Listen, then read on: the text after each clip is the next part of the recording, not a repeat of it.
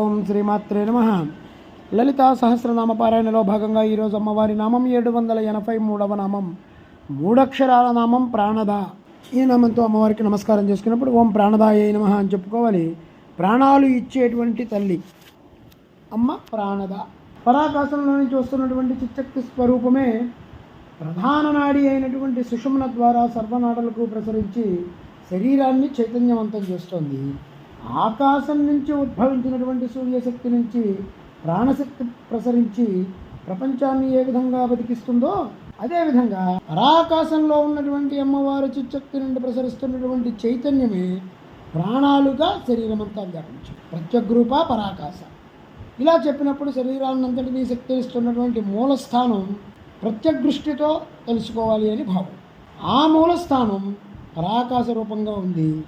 ఆ పరాకాశం ప్రసరిస్తున్నటువంటి చిచ్చక్తి ప్రాణాలను ప్రసరింపజేస్తుంది. ప్రాణానికి ప్రాణం అనే మాట వింటూ ఉంటాం.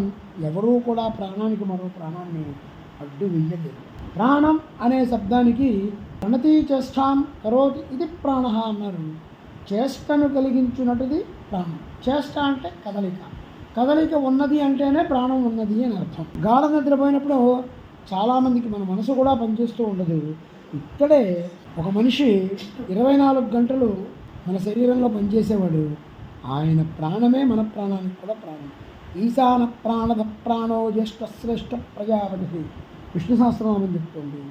అదేవిధంగా ఇక్కడ పరిశీలిస్తే అమ్మవారిని ప్రాణము అందామా అంటే ప్రాణమే కాదు, అమ్మ ప్రాణానికే ప్రాణం. ఈ మాట మనకు ఉపనిషత్తులో స్పష్టంగా చెప్పారు. ప్రాణస్య ప్రాణ అని చెప్పి మంత్రంలో ఈ విషయం చెప్పారు. మనకి చేష్ట కలిగించేది ప్రాణమైతే ప్రాణానికి కూడా చేష్ట కలిగించేది అమ్మవారు. మానవులు ప్రాణం వల్ల బతకడం లేదు, అపానం వల్ల బతకడం లేదు, పంచ ప్రాణాల వల్ల కూడా బతకడం లేదు.